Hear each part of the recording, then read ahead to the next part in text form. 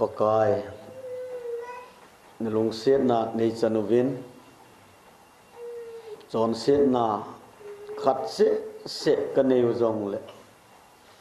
na kom hung zo lo ding na kom the lo ding ka hiwi nangin chon se te ho na ngai lut ji a na chapa khat le Jesus Christa ke ho dinga nihun sol pi ji in namin thing ka thang wa un hi pakai Jesus Christa ti sana ka chon sit na abon cha ne ngai dam na na le ka bu thing bible ko na ne hil na che ho ka za wa lunga ta san na ka ne wa na hu in ki pa na changa ka kile kit chi te na di wa apana achai to ka a lagaw thinga nei chin ningovin u ing pu pakai Jesus Christa minin katawin hi amen Isai som ngalenga chang thum na a nanakhang in sungovin lang kahenga hungovin nahin theina dingovin ngai che ovin ta san kiti hi thuza akut ungai nahin theina dingun tao cheuven tile to hi tao na iman diu nahin theina diuin wa choila sa cheun tian lang le to hi wa choila isa dingoi ama wang pathin le khabu thing bible nahin theina dingovin ngai cheuin eti ji a patta ingai ha dingu a he John bunga chang som ni langa na a ta be a ka sei pe na hiu ve pha ahung lunge tu hi a hi mi thi hon pathian chapa o aza dingu chule aza ho se chu hing ding a hiu ve pathian ni bon chawaring in phathe e bu han la Jesus Christa in tabe bia ka seipi ni hiwe pha ahung lunge tu hi ahi mithi hon pathian chapa o aza adingu chule aza hoteng se chu hinding ahiwe hallelujah amen koi ham mithi ati su iti ahile ta sa mithi ho asena ahipo in pin tha na ne long zo se pakai pathian mit mu a hagawa athi ki mi pin tha lo hon pathian thu angai la wa pathian chapa o hu hin na thu azza adingu azza se hingding ati ping tha lo hon pathian thu ngai ha hu hin achan deu ati na a he hallelujah amen hiti ya chu patte cha ingai la wa ai le tu pha na pathian hu hing na ton sot chon set ngai dam na chu iza dingu lunga ta san na ine dingu chua ko na ton sot in kemlo chan diu a he Pharisees pu taw dingin hovina ahongin kai dong pu jong ahongin ani nin ahongovin Pharisees pa in atawin pakai hapta khat in an ni ve kangol a kanei zo se hop som kape pathianin ichipa taw na hi asan pi ham san pe lo ibola asan pi lo ham ama hi chon se ahilam ke hello hop som pi a pudina lem masel chan ge ya pakai ko ma api a dan som pi anina hapta khara anni ve angola lam ka thong zo sia ta na aman ji achu mi chon pha ki gelin a chon si na ki helo chi ya chu pathienin angai dam lo a he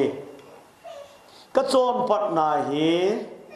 pon senen ki da pen to bang pathien mai koi ma ama chon phat na a ding thelo a hi i to bangin thil pha bol jong le i chon phat naw jong pakai min mu a pon senen ki da pen to bang kai dong pu ahong in chung lam jong ave ngam pu in noi lam ave in a o a kitsu mit atawin o pathen ke chon se neilung se ni o pathen ke chon se neilung se nin ati in pathenin hichi kai dong pu taw na hi asan pi a ama hi ki pa ta in langa kile ki na a hi hichi in hi me na ka asunga hi mi oma ama tha na ko na hung pot do zo lovin ama hu do dingin mi achiwin me na ka in sunga pa chu achiwa ain la do hichi ipi hu hin na hin tem ipi so cha na ipi hu hin na ham ta sapum hu hin na al hagau tu i macha zawlo ta sa thin akona so cha na vewin cha sapang pa ko tuin al ho dinga ama ha na po do zolo apa akhut atua amat ai le isi sapang pa hu hing na hi koya ki nga ham apa na khut aha le ama hi twin al ho mang de apa na tua akai do la ama hi so chading ai chi ya chu chapang pa hu hing na hi apa a kingam ai diam chu to bang ta chon set man thina khat le chon sen na ineyowa eyuvin aman ikipe wa hi le damun ichedi ize inem chon set man thina chia te maule e mawin aman ikipe le damuna ichete te nemu chia chu ihu hing naw hi za Jesu a kingam pacherin Jesu Christa ti sanjala ehu hing le asu sa e demu ehu hing lo wa hi le ehon ibol te i ma umlo aje to son sen man thina ehon ki pyo damuna iche di je uvin hu hing na hi za pacherin na atok ngai damun zon ding ho damuna chetalowa wangam achiu su ipi hu in na hintem hagau hu in na chichu tu pungka pa na hi tatta ingai wa isei khom diu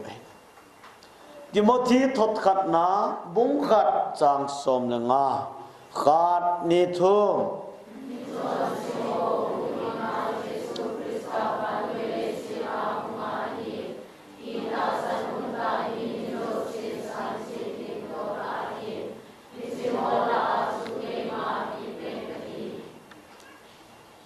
mi chong se ho hu hinga Jesu Christa wa noi leise na honga ahe hallelujah amen mi chong phate hu hing digin ong han lang hin le ku ki cha te khat cha izao lo tiu mi chong se te hu hing dinga hong je e nanga ding zong kaya ni nga zong Jesu hunga ahe Hallelujah. Benjamin, Hallelujah. Hallelujah.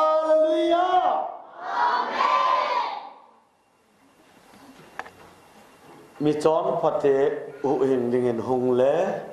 e họ khát sa izao lo đi e họ adi nga Giêsu nga ahi và na pathianin achapa changkhat nei sun leise na Giêsu ahin sola nang le ke khela Giêsu Christa in ahin na apia thina konin ni thom zovin athau do kinin vana akal towin pa zet lama atowin ke mi chon se pa ke ya nga Jesun ipa bol pi am ton so in kemlo kanei na ding ahe pathiani na zat ni a omin pathian ti ti hi thudi di ta thu atana dam dung zuya vai a homa thu atan e ho he damun iche dim alelanga pathian hi ngai lut pathianin tamti nelo guitan lo long set na e ngai lut je in nang le ke ya dingin wangam e bol pe hichi pathian thudi na le pathian ngai lut na he pakai Jesu Christa ting pela akikil be a pathian thudi na ja chon sit man thina Jesu na pe a ami ngai lut na ja ahinna anapi na he pakai Jesu Christa crossa ting pela kil be a oma atila ita in pathian thudi na le mi ngai lut na hi su cham ki ma uma a he Hallelujah. Amen. Hitiya su nang le ke ya dinga Jesu Christa ting pela athilai ta a di ta tutan pathianin thu atana ngai lut na ja Jesun e ho adinga ahinna api ahe thiam pudan som na sagi chang som na khat na a ize inam itile ta sa innahi tisana uma ahin hizi achu keiman hizi tisan hi mai cham chunga na hagawu thoidam na dinga kapi sa na hitawe aje chu hizi hinna tisana ahizi ahi hizi chun thoidam na anei the ahi ta sa innahi oya umatia Tisana, life is in the blood. Kumsang tum zanga anacheta a patien so mose in pakai ko makona ahet dung zoya hichi Bible patien le kabuthen them pudan bung som na sagi som na khat na ang suddo na achun ta sa hinna he tisana uma ahi ati nahi hitiya chu doctor te doctor thempu ho thempu leng ho leng itiwa Jesu Christa isei pau na tia Bible Jesu Christa in ne ding ne long ding ati ho patienin Israel te koma vo sane long ding ui sane long ding mong sa ne ding ti ho kel sa ho kel ngui sa ho ne ding ti a azana ana sei pi ho hi van gam le damun ki ka a hi po in ta sa dam the ninga ana sei pi patien chu Israel te adinga apathienu keu se Halloween a doctor pa wa jong ana pang ai hito bang sana ne le na sung seding hi hito bang sana ne le a vitamin hoi hi ti ji a chu a cha te o alhen no cha te ko ma hito bang vo san ne ho hi tui le jong le gil na lai na om no mi hito bang bong san ne ho hi ahiselin adam thein tha hat no me ati a phatta sathieng le thieng lo anakhen pi jong hi Israel tia dinga doctor puwa apan je ahe Hebrews bungko chang som ni na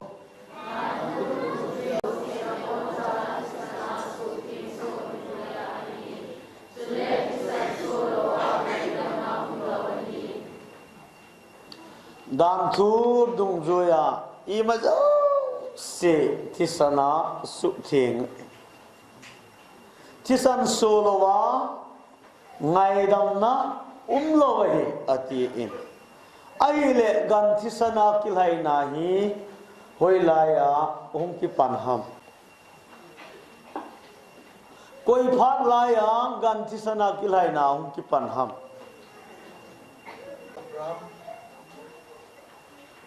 Abraham ganti sana kilhai na hoyang ki panham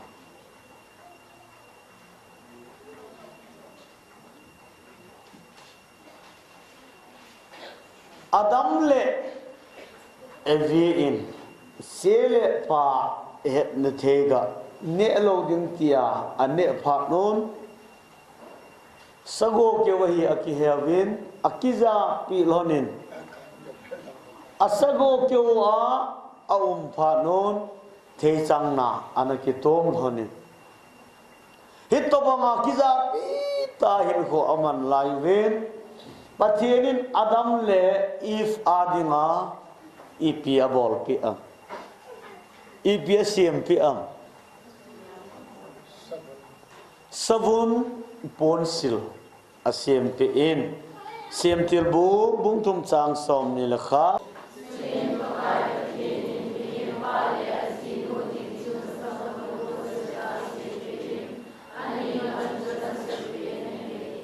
pakai pathienin mihem pa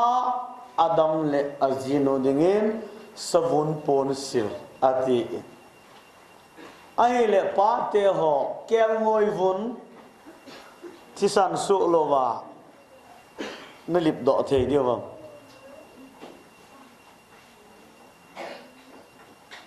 safety pa he ei tau pi tu lai ta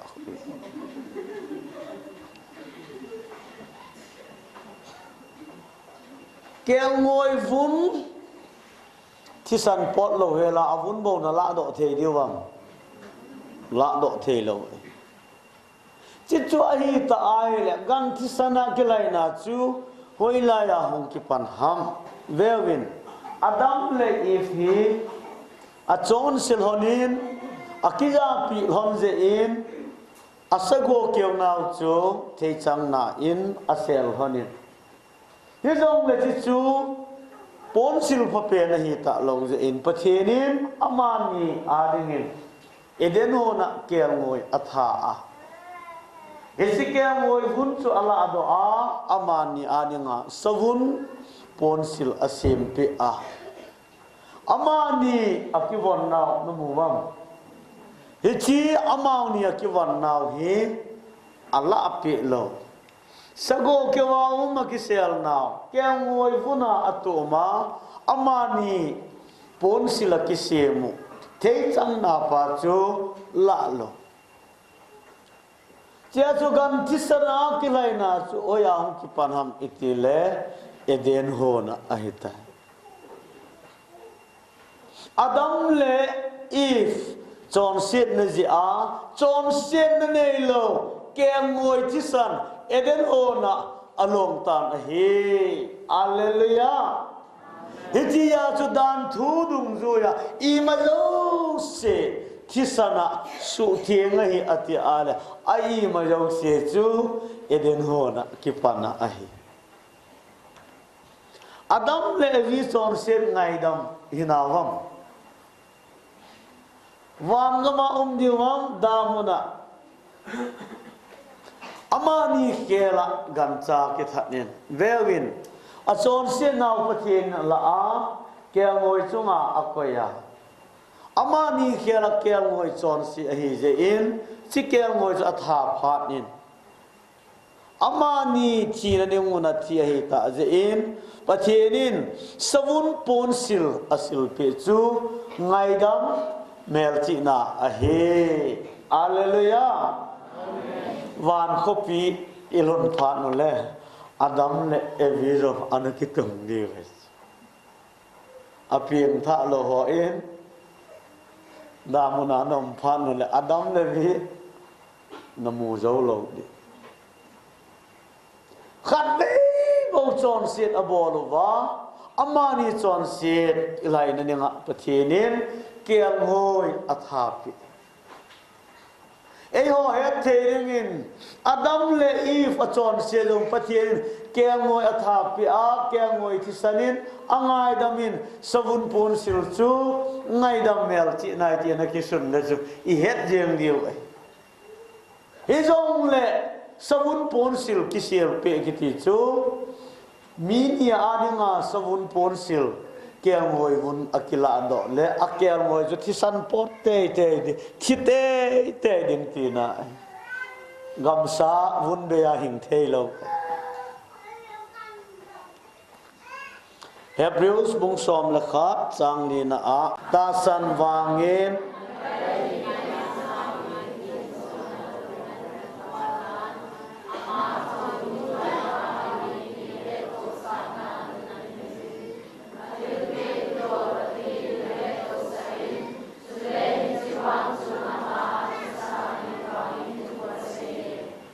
ta san wangin abelin kain sangin thien suna long hen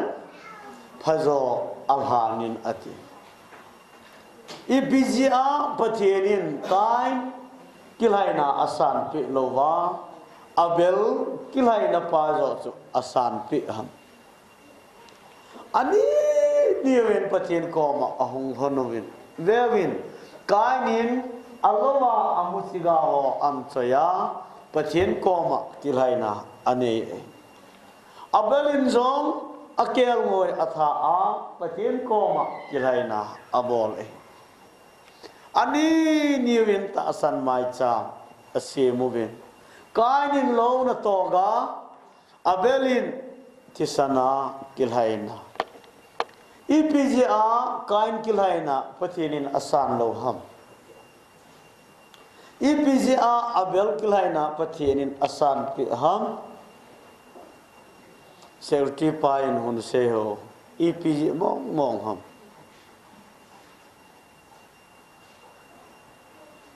ipja pathinin kain kilaina asan pi lo ham ipja abel kilaina jo asan ham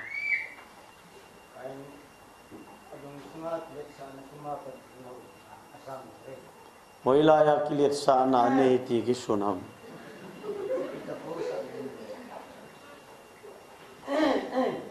Namaron non seji taka. Mitang tain ngai to na za ade. Kainin lo na toga apia pati abelin tisana kilhaina ngai phawo chon sit ngai dam na dinga kilhaina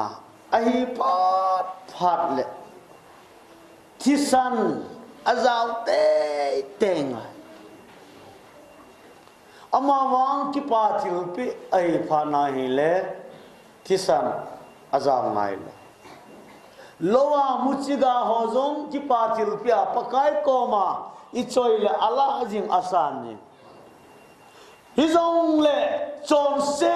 ngai dam na ding ahi phat pha na hi le thisan apot te ya ngai hitia ta zo ai sim nawa thisan zaw lovin ngai dam na a poi athi chu na hichi kain le abel hi chon se na ji a pathin koma kilaina abol ahi ai lei pidinga kainin thisan achoi lo ham lo bol mi he aman kel mo awa lo he ki mai thi lo bol mi zong le a chon set ta al aso pi pan kel ngoi tam da nei chula kana ke yong kilhai na ka bol angai ta in kel ngoi khat ni pen til api te te di hi zong lama hin koi ma thu don lo anu pa su se yong ai lo ama het na a ama de na a ama lung cham cham a chu pakai asu lung hai got ai hi chi ya jun se la sai na nga akilet sa ki her sa jong di na chu ama wa kainin chon sen ngai lam ni nga aso pia bel ko ma kel ngoi thum lo wa na aloma musiga te ho manga abon pathi ni asan pe lo ani nia adam ne evi chahil honai abelin anewa kona anu thu se su angai la cho anu in e ho len do te u cha thu sim e se pe bo wa su kai abel na pa to eden ho na nom ten kom hon khom lo ni i ma yong ka ngai cha po ve ka ngai yo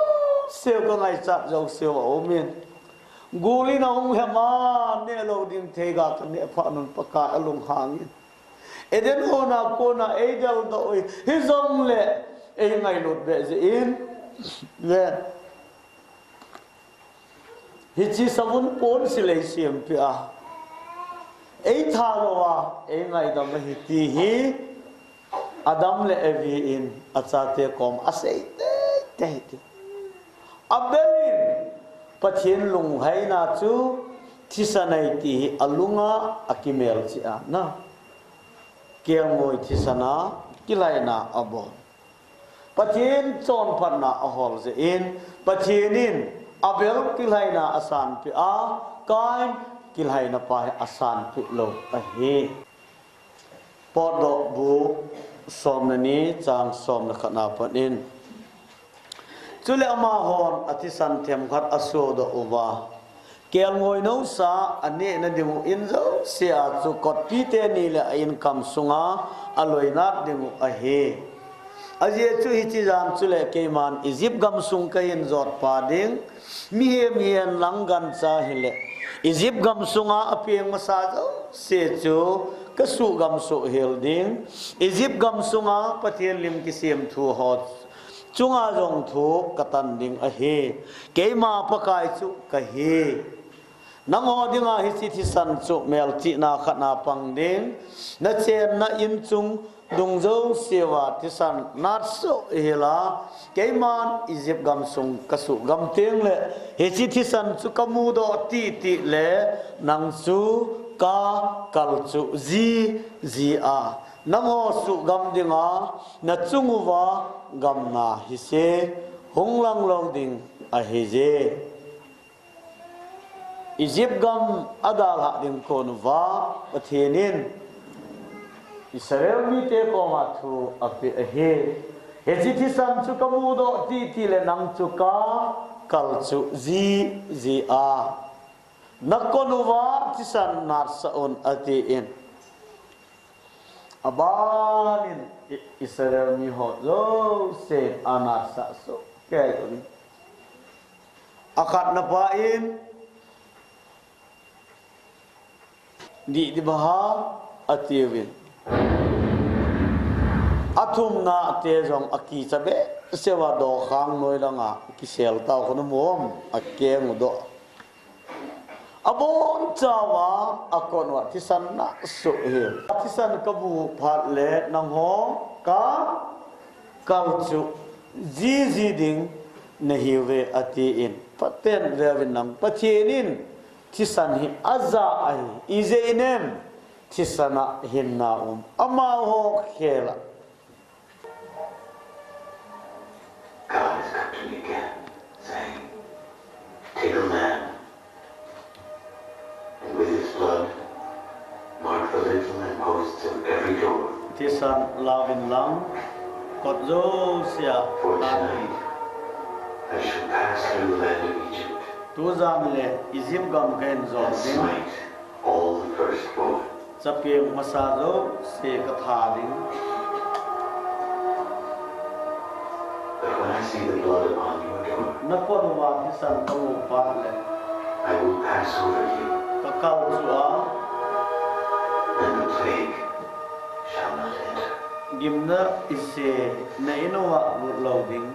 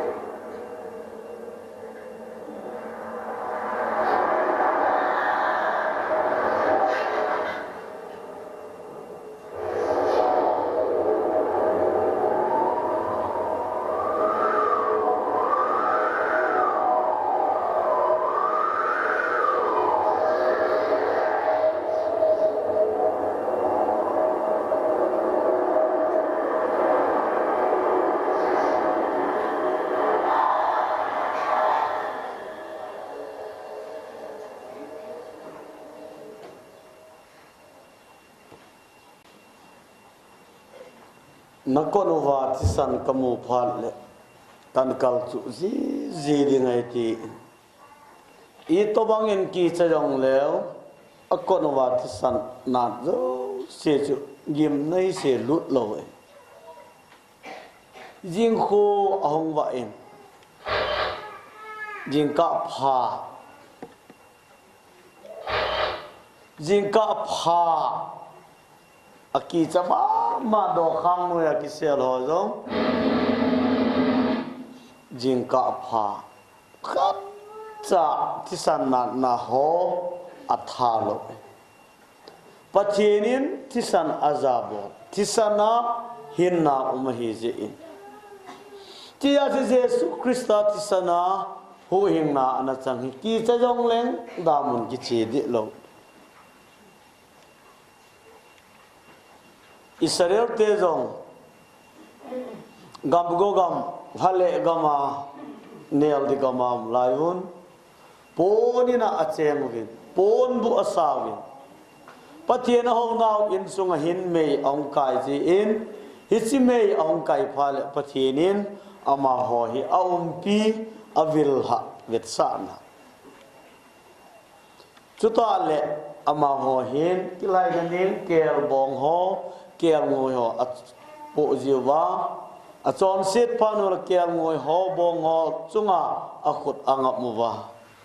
chuta le kilhaina abolu he chi mun thing atiu chai velwin sana thau mei tunna sagi ati pau chi a hi in che amun thing adan sung no pe kidang ta chi mun thing a he kot lo tuk ver window jong lo pama ko na wa kiti bong mong lut sa phal lo asunga candle bombati ho ade pama ko na wa kiti bong mong lut lo di koi hi jong le them pu jong kum khana khat ve lut ding ama in chon sen na khat ane jong le asunga hi pathienin anathaji chia cho lut đi hỏi khảo vô là akong a khi jiwa lut na ông pot do di pada pot do lo le akai do so di kum sia thiempu la a thiempu chung nung alien pe khat ve alut Hichi gan thisana hung po do ho lenga ala a achaya alut phale chi pathian bom thing khong a ron chun he nawam hichi pathian thing khong bom sunga he dan som pe chu pe ni a kisun uma ai hichi pathian thing khong sunga he lenga achoi thisan chuta he awat la sa pha na hi le Israel te kum khat achon se na pathianin angai dam ji kum se le khat ve Israel nam chon se na ji a abor jiu a he hlat do na nia them pule vewin chi hin Israel mi ho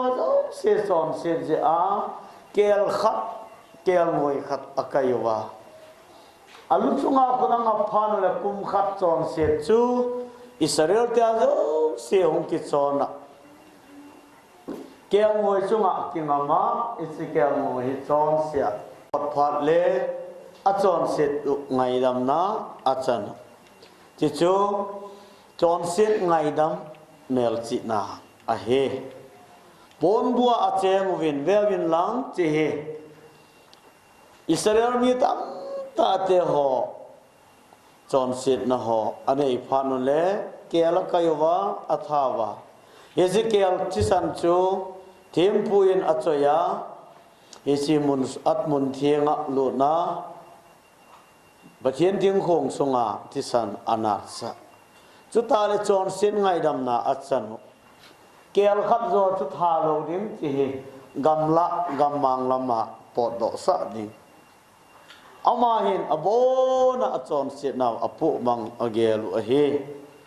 hasagi ni som la khat nya ki haina abon le akhobe hasagi ni som chan bo he validity manthe mobile recharge ebor jong le a validity akichai le balance izat jong le manthe lo chuto banga Israel te kilai na jong chu kum khana khat ve bo hichi kum khat sunga tu ipi chon sin he jong le kina na gu cha la cha zon na milim ho zo se tham thi to tha na he jong le hichi kum khat sunga chon sin na abona ngai dam vewin chi hichi a chon sin zo seo hi kel tisana kum khana ninga ngai dam na achan kum sele kel tha te tenga tempudan bungli chang som ni le ni akonin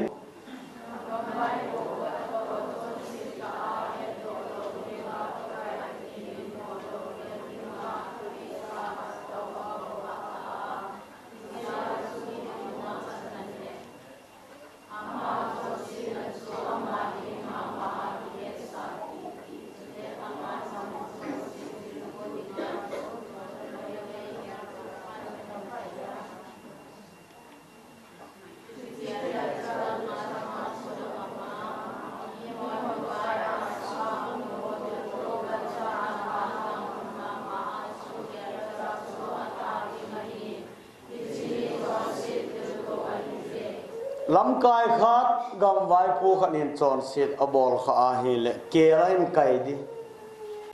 kilai na bol zo chon sit kila another kel cha akai ki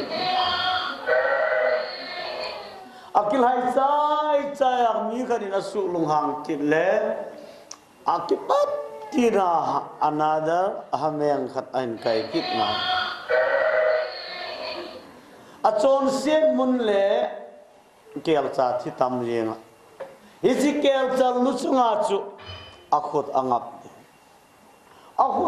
zo pha le kel chal chu a chon se pan a tha ding ham thempur koina tha ding ham thempu pan hichi kel chal lu chang chu akhut angap la niwan pakaya sunga pun bo dal to Hãy subscribe cho kênh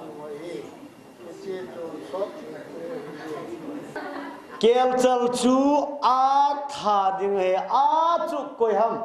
a chon se nu ham a chon se pa ngai pa win lam kai ka tin chon se da bol kha la kelam kai di kel chal lu chunga chu a khut angam ding angam zo phat le a chon se pa ham a chon se nu ham jun kel chu a tha ding he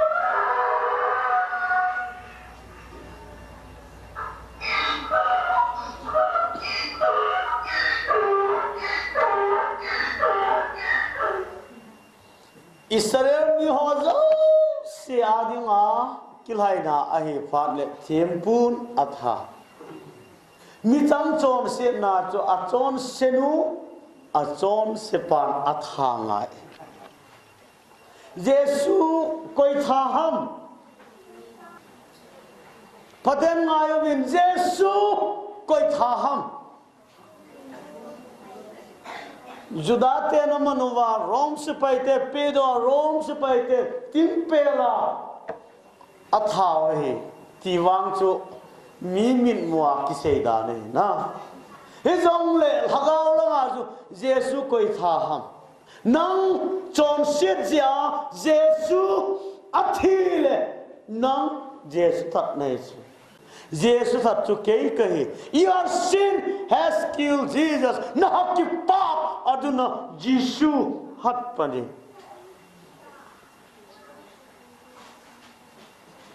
ama chon sin na umlo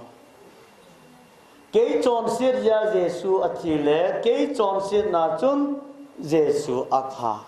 Jesu that chu ke ma ke kel chunga khut anga phana chon se na transfer ke bol cha avom chu china kangin akang chu avom ta hichi ama khela hichi chon siam ta je in ama khela chi thia a chi kel ngoi thi phat ama su cha phat do na dan kitip na luya koya judate kitip na tha a mizo si kilai na chu gan cha gan hing amangovin e ha adingin koi ha ta sapum pi chon sen ngap khum chu koi ha patien ke ngoi no Jesu izat ve Israel te kum khana khat ve e ha adinga mizo si adinga khat ve ya Jesu achai isan gay validity chu Israel te adinga kum khat bong e ho adingen la ha ton sor ama wa su alim atisu lim ne ha ha cha ko ku lim ko no wa ikyam ju ha chi ho ikyam ha ko ali chi ali chi ho ali vai ko na pao yo mo kia lo ha ko hu hin ali sila hong do pa pu ali mai chu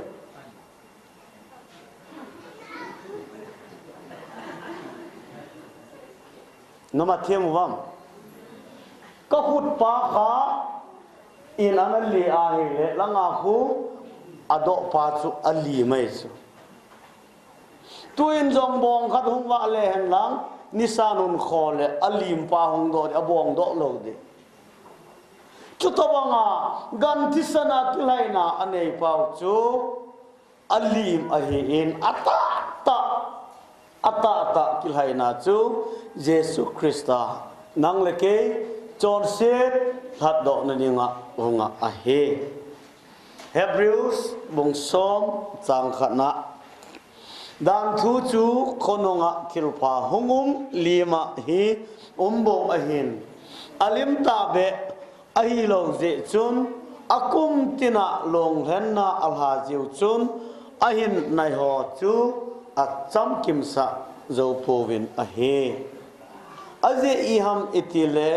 bong challe kelsa tisana chọn xét sự bề hỏi hello a he gan ti sana ki hai na he bul hing lo khát về nó chọn xét na ai là kêu ngồi khát na tha a ngăn xe thế lo nó chọn xét kít lẽ kêu ngồi đang khát na tha kít loi chel ngai cái thắt tay kia ngăn xe thế thế lo nó chọn xét kít là adang khát mà nama na tha kít ngai izi hang chọn xét man thi na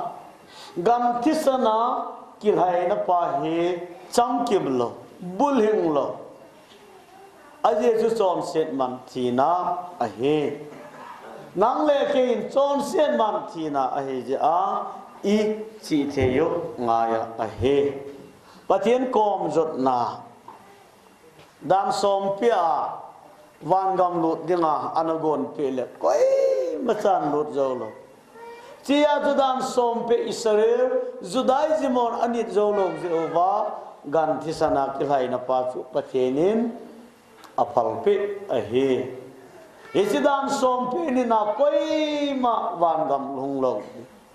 na chi khela kel ngoi khat bong khat akitha nang ne hin thele chi chu ngai lut na Hebrews bung som chang ngan a ije chun Christian wa noi le se na ahung lut lain nang man long hen le thil to nana dei pon ain ke ma ding in ta sa ne got pi tan a he ke ma ding in ta sa ne got pi tan a he Isai bung ko chang gop na khat ne thong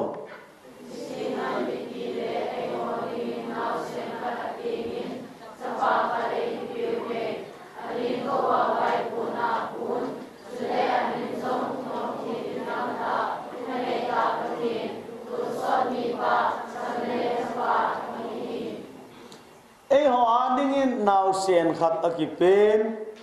chapa ahong peng tai ama min chu thumok them kidang ta thanei ta pathin ton sot mi pa cham na len chapa Jesus Christa pathin ama ta nang le ke leise na chon se tel hat do dinga chapa hum pinga ilawa hungum a he chia chu thanei ta pathin Jesus Christa now se na Mary oi on vaya ong peng do a pathin ta asape ki su a e ho la hung chenga a hi in chon se na kona hu hing na ichan na dingu a he pathin cha hi le miti kai thau the lo Lazarus achi namuna pathirin akai thovin Jesus Christan mithi akai thovin pathin ahina di chia su Jesu in ke mai thokin na le hinna kahi ke ma eita sana chu thizong le ipitia hing ding thizong le te ding ati in chia su Jesu in ke ma hi lampi le thuta chule hinna kahi chi sa khodang ho in Christian te ho eite na da now Bible sang nai munzo se a pathian yo chelawang gam hun the ki wen ni jong le Jesu ke ma hi lampi thuta hinna ke ya hung lo koi ma pa kom hung lo de ti je in ji je tai sa khodang on Christian te hi avet nom lo John bung khat chang som ni la ko na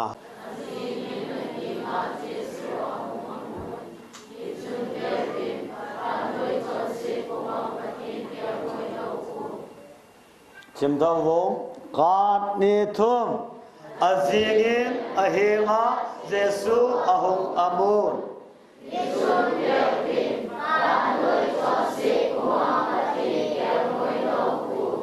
Hallelujah. Và nói chọn xét bố mang bắt thiên kẻ ngồi nấu chú coi hả Jesus Christ ahi. Hallelujah. Nang ngồi hi van nói à na hiwam van sunga van nói à ale Jesus Christ in van nói chọn xét the po manga hi le nanga jong a po mang tha lo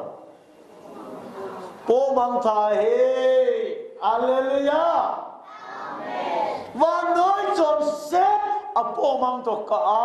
e ho hi chọn sia jing hi je ven baterin và nói chọn xét po mang nga Jesu a hin so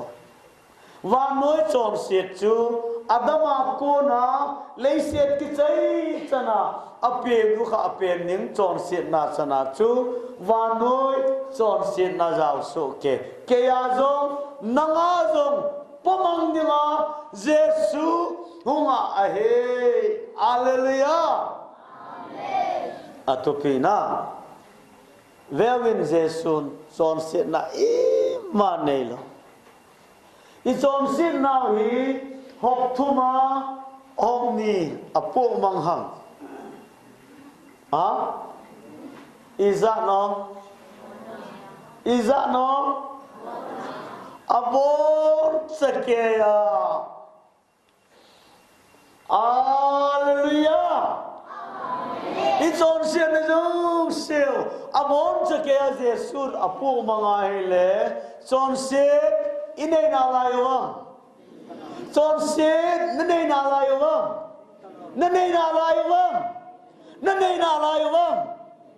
inay ta lo le chọn xét na be ho hoi lai che đi hoi lai ya. Hallelujah. Ti choi ki pa na thu pha som ko la ko point som ko la ko po mang hen la point khat le hi le yang ho anaki pe ta ho til ap ka ho chalega oi la na che di wam khat se aman ki pe en tile oi la na che di daw na ti ya so bon cha ala mang to ka chu hu hin na di ta ki nei thelo vewin Jesus chon se nai ma lo hop thuma hom ni lamang hen la awat se house pun na pen til a ki chai ro te abona apo mang a he. Hallelujah. Amen. Vewin chi wan noi wa me adama pana leiset ki chai chana minukha pen ding van noi zo se a mi zo se chon se na pathenin ala a Jesu chunga angama Jesun apo mang a he adama kon min nong pe phat chi sa tu ahung lung di pena pana thi san ge abo na apo patien ke ngoi no Jesu Christa nang le ke chon set po mang dingin ahongin izong lama su e ho su khel cheng se je in akimavon e ho thevo cheng se zalin ama akisugep tai ama sunga sun e ho ki thoi dam na eng bol na chu atutan chule ama ki zem na cheng sin e ho e dam sa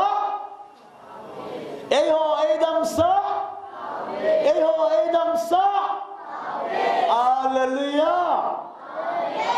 Edam sa wale ki chat ding talo a he tempo ho mit chang san le lu da ave du ba noi se ta achil ho asit khumwa chon se ne lo Jesu Christa nang git lo je a ke chon sit ne je a eng bol na ama chunga chu se chu je a chu nang le ke ya dinga dam na nang le ke vo ne din khela ama ki vo a chi chu idam na a hi. Hallelujah. thu gen te ding na chon sin ne lo Jesu in van noi lấy siết mi hem te chon siết je in thu in ata sa ho kai no vin gen te na thu in kata sa ka chon sin se ja Jesu Christa ki sugam chi ya su ke ma lim hi sia tu ga ko ya o ellen chon sin na ji a ata sa zema umhi gan the na atoi ti ken ka kila na nang hon zo na ki koi diu ta sa ka chon sin na ji a Jesu Christa ta sa chu ki sugam alua lirluhu akua ganti ni se atua kalua ka chon sen na kalungel phalo ho kaluchanga chon sen na kabolo se ja ama lingluhu akua ke ji ahi hichi lingluhu jong ai ma Palestine Israel gama ling khawum kit sai ma hema alua akoi lunga jong alu jong ni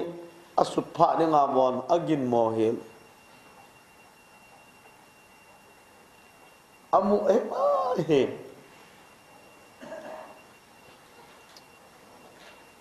nang le ke je in it's on sit now apo a ka khu na khoi lo ding ka khoi ka khut chon set na ka khu na gu cha lat cha mi ko vo na thil phalo bol na tham na ka nei je in ke khut khela Jesu Christa khut kil bia ka khut chon set na ja ama khut kil bia zumun samuna ka chena lunglen la sa na mun zo se na mun mi to kidel na muna ka che ka ken chon sit na je a ama ken ting pela ki kilbe mi hem lum sunga ki da thenum ta sagi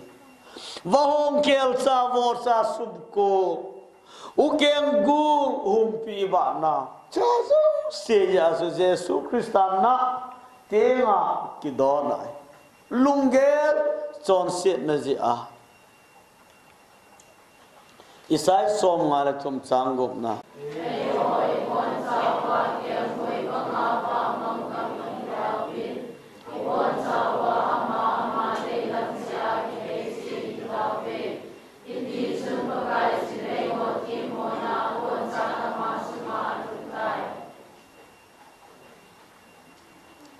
kiam ngoi wa mang chu ama lama in langa kile ki the dingam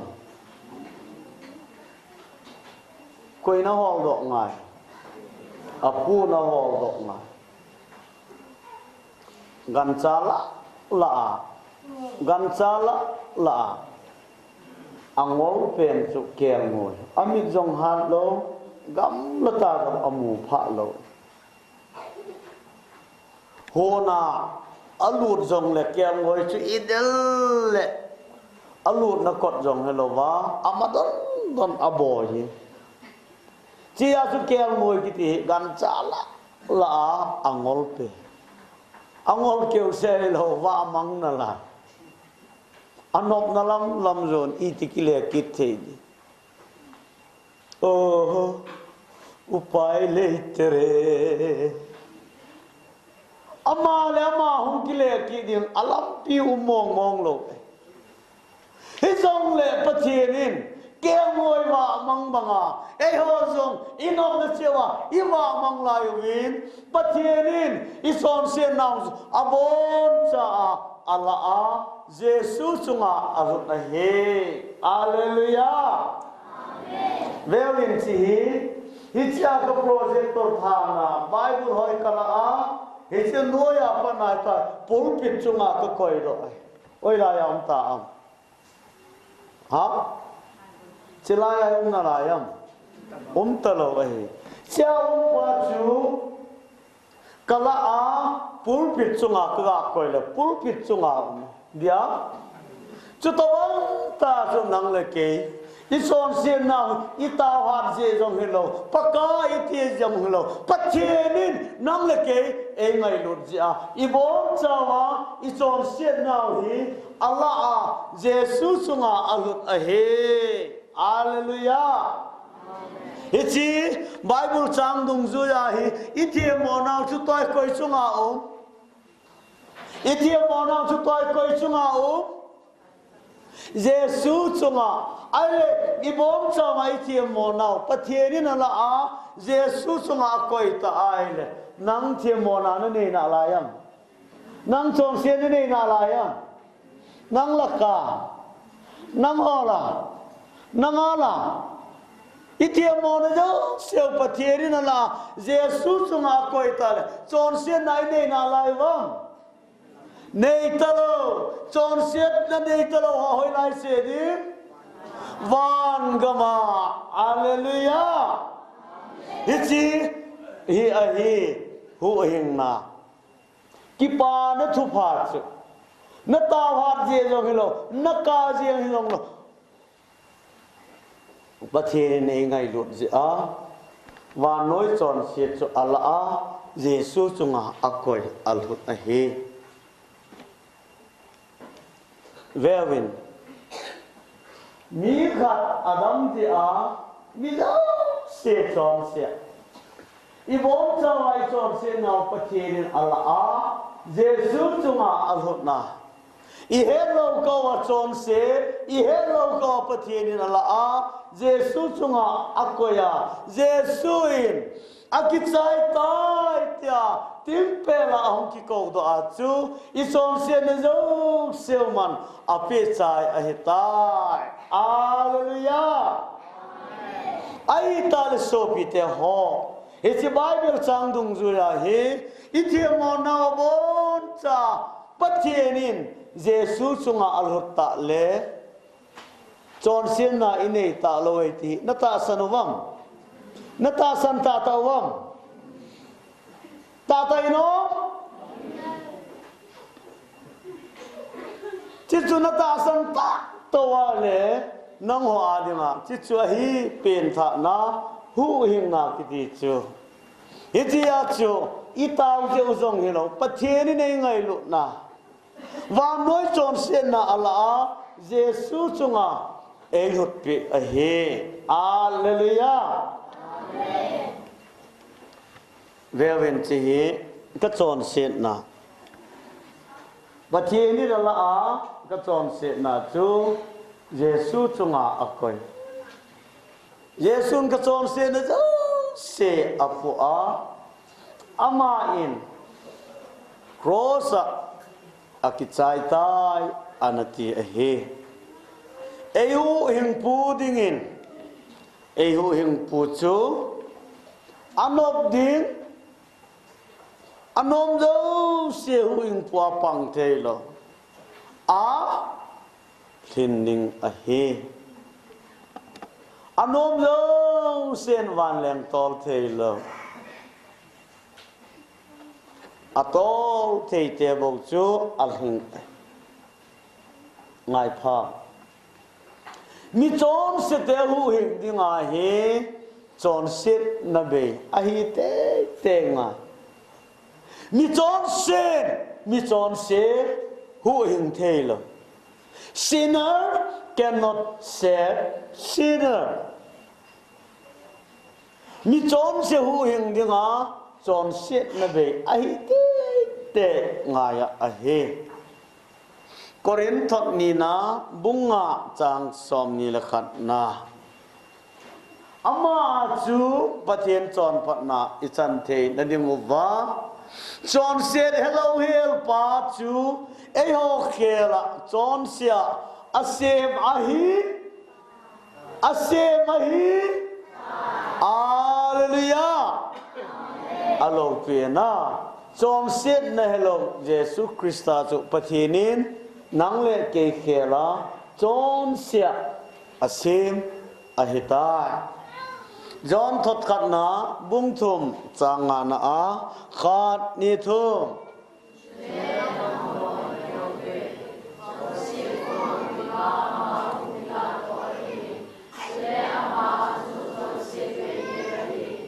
chule ama a chu chon se behel hi hallelujah khat le le jesu in chon se na nei jong le ama hu hing pu a pang the lo ding a hi hu hing pu a pang the lo ding a hi le se na hi mi zo se chon se hi ja a hu hing pu a pang ding khat cham lo ju pa na pa thienin a chapa chang khat nei sun chon se ne lo jesu chu a hin sola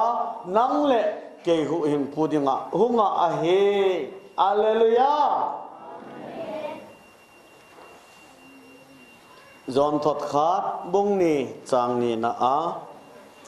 ama chue ho thiên so na a hi e ho chang jenga hi lo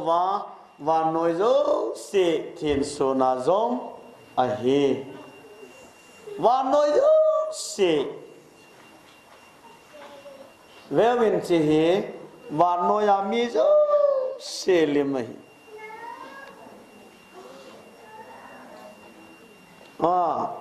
chỉ lại rằng lấy rằng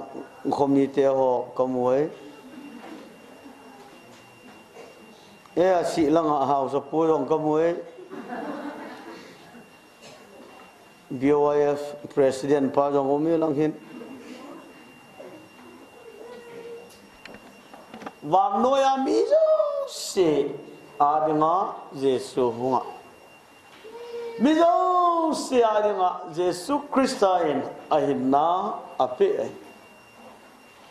John som la ko sang som thum na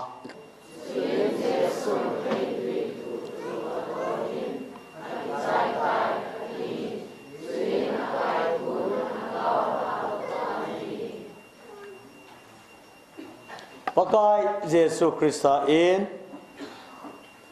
và nói chọn xem nào cho abo na bắt thiên và nói chọn xem nào cho là Giêsu chunga angap ma Giêsu na pu Calvary hang lam zo na kente ta che jem na ha ta tu cross on pu zo lo ta ve azu ahi nang le ke chon se in gen te na jo se man athu aman api chai pha nin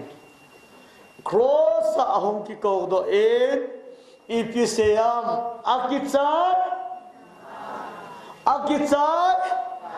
ngei zamin akichai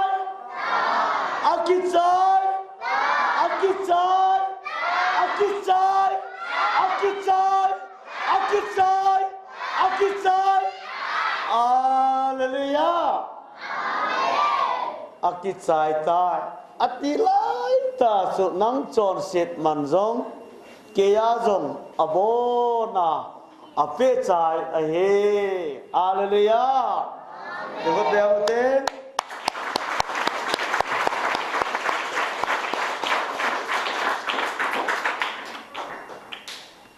akichai de tai tile pakai iti le o chon se man pen lang kichai de tai tile pakai iti le om iti de we na abona api chaya hi le pathian koma ki pathu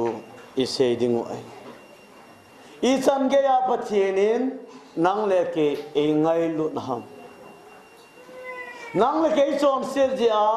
pathianin athu na niga vet dingu ai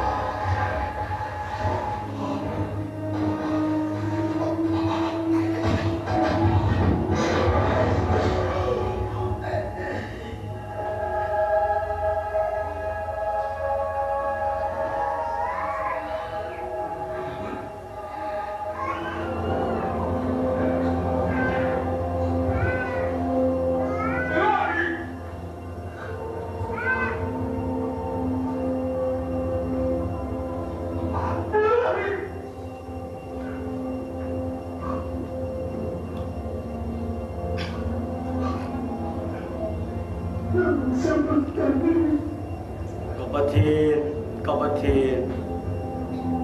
ini nga nedal ham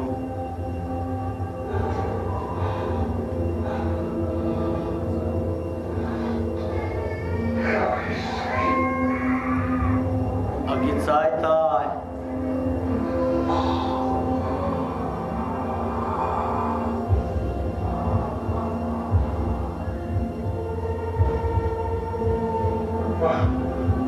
Eva kahaga nakota kahin boksa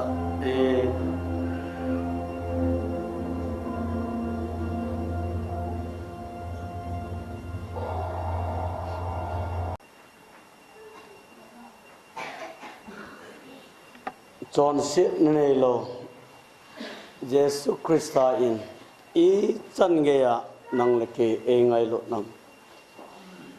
ting pela athina athuna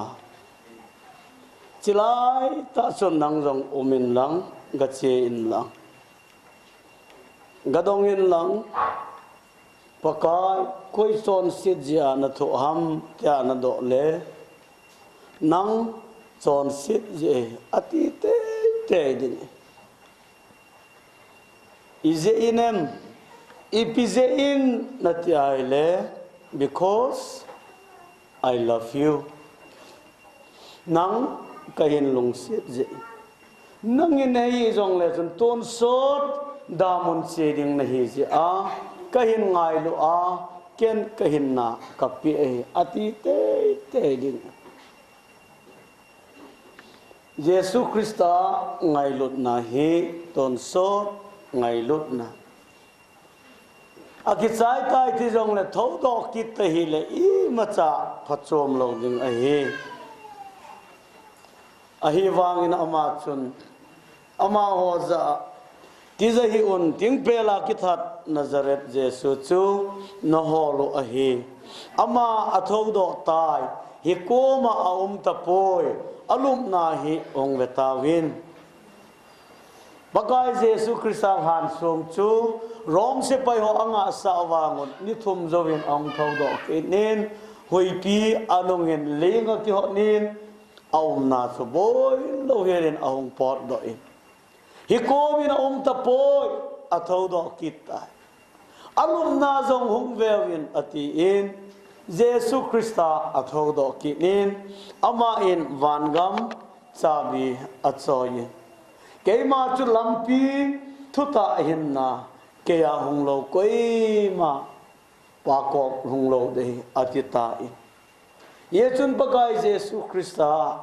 mi chom se te hu hing dinga hung chu nanga dinga hung ahi keya dinga hung ahi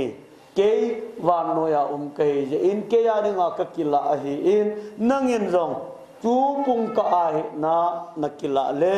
Pathena ko na sochat na chon set ngai dam na chanding a he Adam le evi adinga kel ngoi kilhaina abela dinga kilhaina kel ngoi Israel ho adinga kilhaina kel ngoi ke adinga kilhaina chu koi ha pathen kel ngoi no Jesus Christa a he Hebrews bungko chang som na ni Kel chale bong no tisana hilova ama tisana munthenga khatwei se aluna ton sot geya laddo na kemlo anei ahita isi Bible sang kamu in thupi ka saba ma in kel chale bong no tisan hilova ama tisana ama sukoi ha Jesus Christa tisana munthenga ati Jerusalema munthenga luna hepoin wana patien ko munthenga khatwei se aluna nangle ke yaringa ipil haddo na ibol pi hamle ipil haddo na ibol pi hale ton sot geya haddo na ngai pawin kem khana par kem kit ka adinga laddo na hilo kursiat khana pat kursiat kit ka dinga tha pe na hilo kumza khana ding hilo dam sunga ding hilo ton so na dinga patte koma hadona Jesus ei bol sa he hallelujah ichi ya suta san cha te hi Jesus Christa a ikingam theyo ta ama a ikipe la the now a he isai som tum lage chang som la sagi na a vetan yeche ka gen the na nasata hi ke ma khan kho a ding a he nang man thi na khu sunga konin kahin kho na hu do ki nin a hi ize inem itile nang man ka chon se na zo se abon chan na nunglam se nan na nei tai hallelujah amen. For you have cast all my sins behind your back ปะเทียนนุ่งลำเกยนุ่งลำเฮลเวโวฮิจิฮอซเสหิกะลาอานุ่งลำมากะเลมังเลนุ่งลำนงูพ่อวะเวโวสิกะนุ่งลำกะเวกะเลเฮ้ยเฮ้ยกะนุ่งลำจูเกนมุพะโลกเกยนุ่งลำจูปะเทียนนี่นะมูพ่อปะเทียนนี่สมเสียนาเสียอัลลาอาจารย์เจสุที่สนาเองไงดำตาเจ้าอบอนจ่าปะเทียนินปะเทียนนุ่งละมาอะไรมังฮีอาเลลูยามูพะตะโลวะปะเทียนินอบอนะอะไรมังสุเกอเหตาอิสายสอมลีละทุมจังสอมนี่ละงา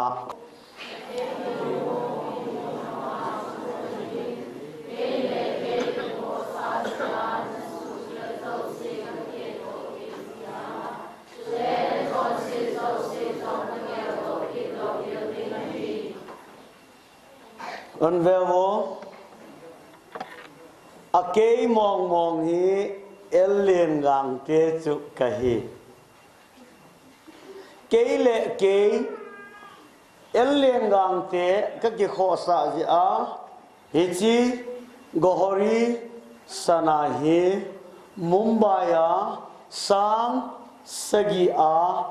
กากีโจอาฮีน้ำมันวังเอลเลียนกังเตสุเกยมองเกยเอลเลียนกังเตเกยมาก็กิโคสาจิอาฮิจิฮีมุมไบอาสังสกีอากากี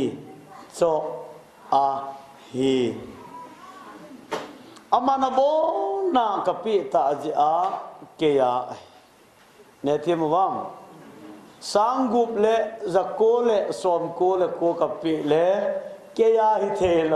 เจียงขัดกบัดนักละสังสกีมันจุสังสกีกับปีเลเกยกาจันนี่ดิอัมจุตบังตาจุปเทียนินอามาอากิโคสาจิอานังเลเกยอามาหกดึงอาเอเดียปเทียนินเอวกิโจอาอามันบัดเนโลวาอิจอนเซียนมันเซลอาจพาเจสุทิสนาอเปใจอหิตายอาเลลูยาขัดจะลงบัดเนโลวาอาบอนจะเองไงดังเจสุทิสนาไงดัมนะอิจานุอเฮเววินอากิปัตนากิจใจนะวานน้อยโจรเสียดปุ่มังนึงเจสุหงอเฮวานน้อยโจรเสียดปะเทนินละอาเจสุสุงอังเจสุนปูอาติงเปลาอธิดิโกนักิโกดอาอากิจายอากิจายอากิจายตายอธิไลตาขานังเลเกโจรเสียดไงดำนะอโบน่าอาศัยสุก็ยินขวาพาเจสาเลอหุงหุงมิง ka pe na pa na ka thi chana ka chon sit na chu ka chon sit na yo si ka pe na pat tu ni san chu a yo si hi lo lai ding le chon se ki the akit le chon se ki the kai je in ka chon sin na yo se iti phat le i pe na pat i thi chana i chon sit na chu a yo si hi chi man chu aman ala a crosunga akoya jesun akichai tai ati achu ngaidam na ichanu ahe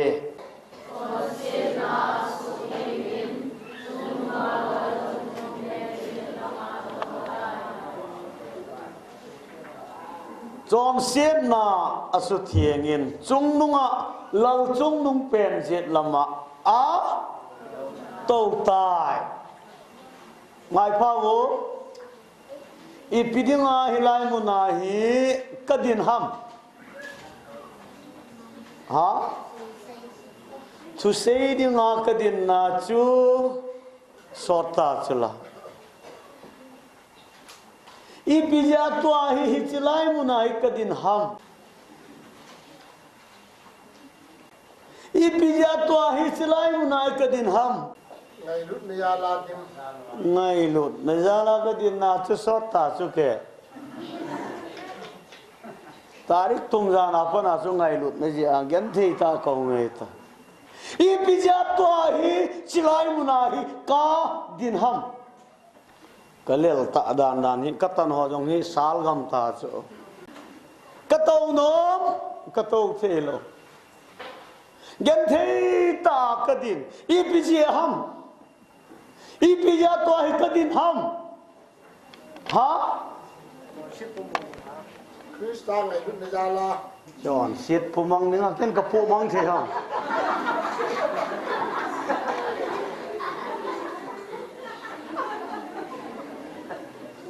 Jesus pumang sao ta lo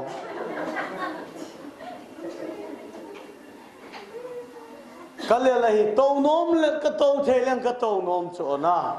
ai le pija to hi to lo wa le sa sa kadin ham ka thu se ka chai nai lo je a ka din hi chu ke ni hello ha kana to ka thu se ka chai nai lo je a chu to nom jong leng ka to the lo nama tiam to wa adang ho chu a explanation bo chu na sei chu na ngai lu na ja din cha dik tho na he jong adita fa chu kana to ka chai lo ji a chu lel le jong lang ka to the lo so ale yati le pathian jet lama Jesus chu to ham phaten ngai pha ka to chu ipisei na ham pathian jet lama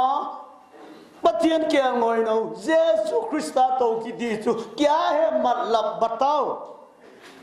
ipije ham ngai phawin leise na hi mi chon si ho hu eng ding na hongen na hi chi hu eng na na su ahong tongen tim pe la akikil be a ahong ki ko do in a kichai ati lai ta chu chon sen ngai dam na abola anato kichai ro ta bol lo pathian jet lama to ti chu kichol do to din zo se tong chai ya ama hi kichol dam a hi tai hallelujah jia chu hu ing na thu do la hi jesun akina chaita ato ding zo se ato chai a hi ta chong sian naw le asu khil naw gel do tapunge atikit leve kat cha jong agel do ta lo ding angai dam chutia chu son sian na cheng se ngai dam a umahita chon sit thiên so na thil to talo a he hallelujah chi pateng ngai phawin so pi te ho Pathian kel ngoi no Jesus Christa in van noi chon sit ngai dam na abol sai ta je a Jesus thi zo wa pa na chon sit thin su na thil to dang talo na pi na pu teo chon sit na je in khomai cham siamun lang bong thon hey mat karo alok manwang se yu chọn xiên ngay đầm nó đi ngà Giêsu thì sanin và nói chọn xiên là phụ mang tạ nó ngà chú các phụ chọn xiên gì á các pi chọn xiên gì á kêu ngồi các thà cái này là bòn ngay tất lộ mi tâm đây này kêu gì ova ai in hà chiều va nó đâm theo lâu dòng khó sung phát theo lâu nó dòng hi y pi nó bòn khẩu hầm thì bòn ho kêu ngồi họ thà sa na cái này nó bòn đi ngà hung va le bang ume cho chu ngai lo aje chu chon sit na cheng se ngai da ma ahita in va noi chon sit jesu amana pi ta a chu chon sit thiên so na khil to kil hai na ngai ta lo ichi alung de wanga chu e ho athisana kil hat do hi ve lung xiên na ahau dung zuya isu khil nau zo se ngai dam ichanu ahi ngai dam ichanu ahi nasan nawam hallelujah amen patien lung xiên na jesu thi san za la ngai dam changa hive vewo chi patien chu ke mi chom se adinga thutan pa judge ukilai Jesu thi sanin ka chon se se e ngai dam pha nin ke chon se pa chu pathian chapa chanu kong hi in pathian chu ke adinga kapa mi pa ahong hi yung pen tha chana le God become our father hallelujah piang tha lo te pa chu setan yung piang tha chena hi le pathian chu ipa thu se ngai ngai a se ngai lo le pan e pho ding e vo de dong le ipan e that ngai lo ding a he chia chu mi piang tha te a dinga pathian chu mi pa ipa ki so a he ta vewin chon se na tam ta ine yu chọn xiết phát chia xa chọn xiết tu phát na chọn xiết hung đi ngã chọn xiết tao mà cho hi Giêsu thì sanin abo na ai silungim Isai som ni le chang som ni le ni na khel cheng se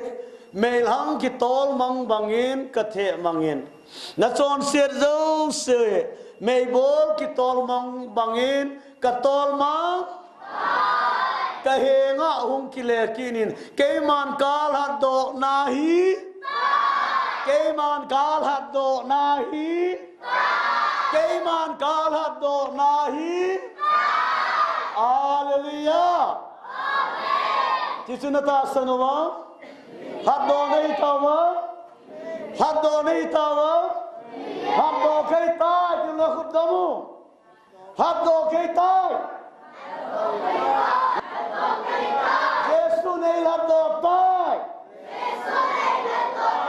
hallelujah amen lahavin lang pathianin achate hi Bible mga eho pie Ichi kisunzo se nanga dinga na kilale nanga dinga ngai dam na ahe vewi ni son se na hi pathiani zakat la 50% som nga el hat do ham pathiani ni son se na hi zakat la 90% el hat do ham Aile patienin isom sen now hi zakat la 99.99% el hat do ham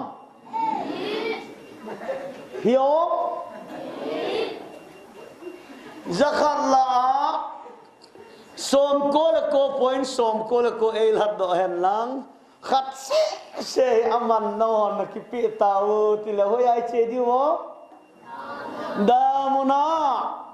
zakalla som ko la ko point som ko la ko e ngai dam hen lang khat hi ngai dam lo jong le e ho wan gam irut lo diu damuni zot diu izinem koi jong le chon sen ne pakai kom hung lo dei ti chu na ai la pathiani ni chon sen naw hi zakhat la izat el had do ham zakhat la izat el had do ham zaaza had do ati akichai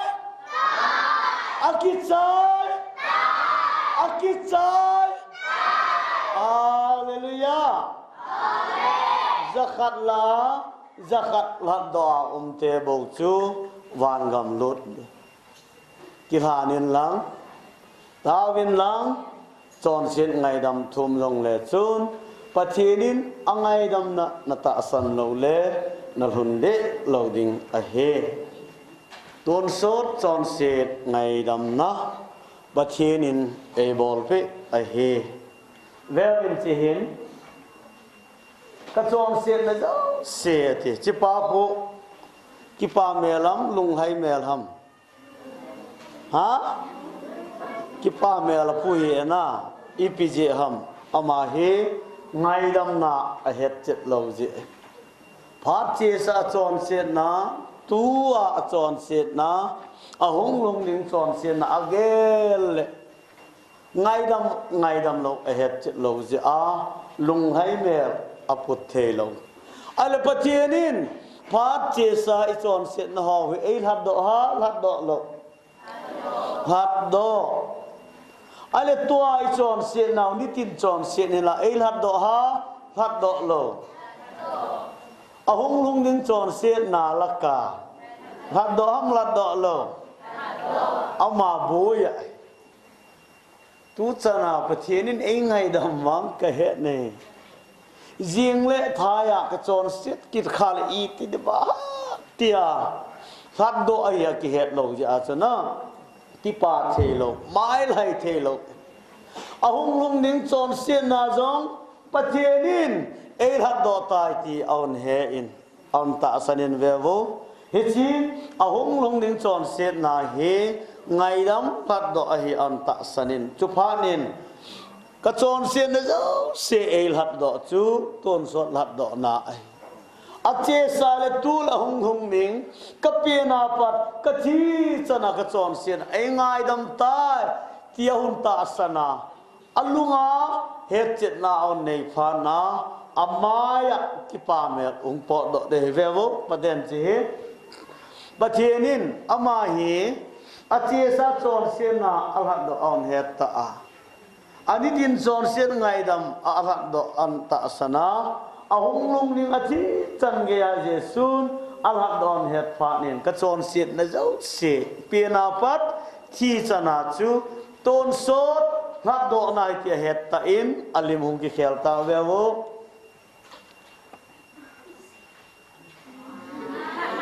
nomo wa ngai dam ai hat do ai kiat ma lim pa ko chon sen na zo se ngai dam a het le alimung ki khela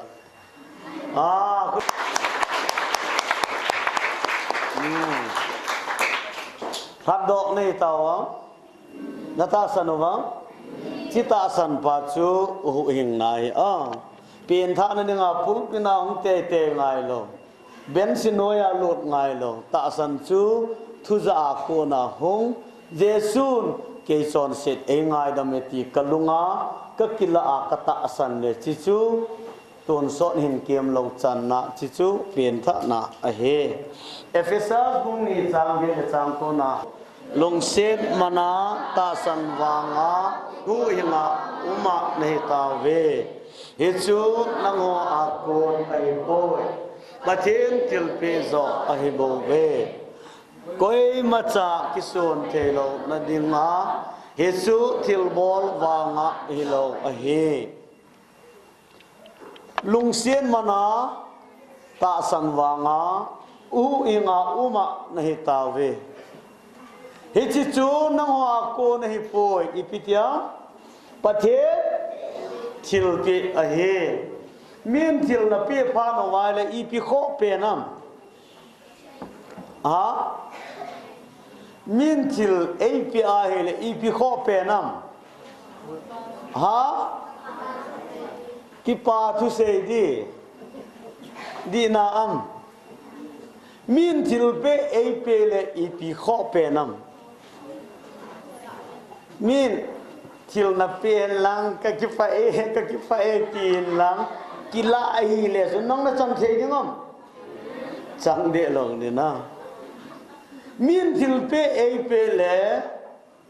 a kho pen chi pyo ki la ding ki sam ding ai vewin chi he si ka tui sabom hi butana che kong ki le lama korea pana kaloi ho in an po wa gowati a thilpia eipe ai le elle nanga danga hi chi hi thilpia kan po pe hi atya chu ka ka ngayam ha nanga ninga korea ka makan po kei mai lo thing hang vi la yong khan pio la korea ka pe pe nei pe pe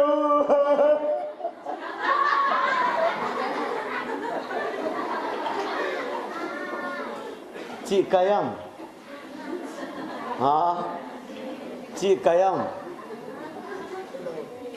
chị kay lo kami chân nào bộ chủ hít giá gạ la hiên những ngòng hiệu bài bệ sẽ thiệm ngặt cái kỹ sư ghen thế nhập này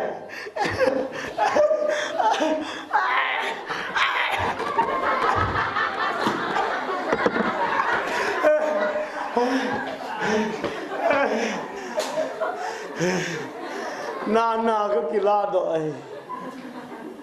chỉ khai dập tam lại hả angol che yang ini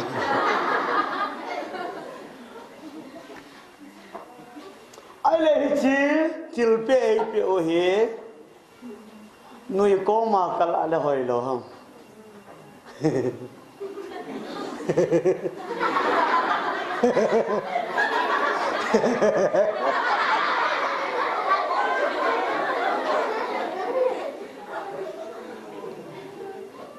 nuôi sang các kila rong le akala rong ki khel de ne tem wam chia chu tha pi na ki ti hi aka ne je ho in kasan kila buntin mi ki pa thi on ki pa ta in kila la in tinun tilpe ki ti chu ki pa be sia thi lo ngom rong ale e jong ki pa de na thêm khát ala semi jap chumin til nel cha peo jong le ki pa walin na al hi su pai pai jong ngom me i to bang in min bo jong le akap lo chi jong mium ki na ama ho chu ka sa te te go na le ho bung hi ni le thuma ki khen do e hitia kurse dar ta te akama pin tha ten akap lo mong mong am sim lo am tai lo na chiho chu bible to ki tu lo ki hil na hitia chu to conversa ho chu na nui nui wanga masang la ya e ho hu hing na in ki hol da nu exona ka ga bol so ta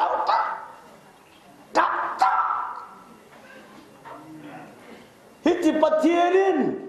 koi hi jong la atasan mang tha lo wa hin kem lo ton son in na ine ne diwa e pe chana ta sana lung sunga kila di chu pin tha na hu ing na namat tem thewam hiti atum wa noi son se jesu na pu mang ji a mi zo se hu inga de lo de mi zo se de nga jesu a hin na pe wa nga mi zo se hi hu inga lo de i je nem hi chi hu ing na chu patienin thilpia api ta ji a thilpe chu akisan te bo chang de ne te mu wam van nói chọn xe da po mang ja i bon chawa van ko pi che ding ti hi de lo ga hi koi jong le ata sana anaki sante bo hu inga ning hi nang le ke in jong patienin mi chon se te hu hing ding in jesu van no ya in sola van noi chon se da la a jesu chunga patienin alhuna jesu na pu a akichai tai tia akiko do lai tai ke chon se na jong jesu amana pisai tai ti a lungila ta san te in he chi hu hing na chu ikisanu ikila naw a he patienin ibon chawa dingin athu phathe e bo pi ta hen pakai chọn xiết na cắt xe cái nêu giống lệ aman thi na cái kipiu lệ damun kalhon diu vậy he giống lệ nangin nei ngai lut je a na chapa Jesu Christa na hin sola và nói chọn xiết Jesu na pu manga akichai tai ati chu na cha te ho neun het sa zalin na min thing ka thang wa una hi he chi chon se na zo se ngai dam na hi pen ta na di ta Bible to ki to a hu ing na a hi a he chi hu ing na nangin tam ta nen chan sa ta je in na min thing ka thang wa in hi he chi ngai dam na ana echien lo lai ho he chien the dinga ma ba na zong nangin lagaw thianga na ho pi jing dingin kataw pe in a hi ngai dam na changa hu hing na anane ta ho zo se na lung hai na a hin kho man the ni wa hat na pi a ta sal hagawa na bo ma na chin dingin hu hing pu pakai Jesu Christa minin kong taw hi amen.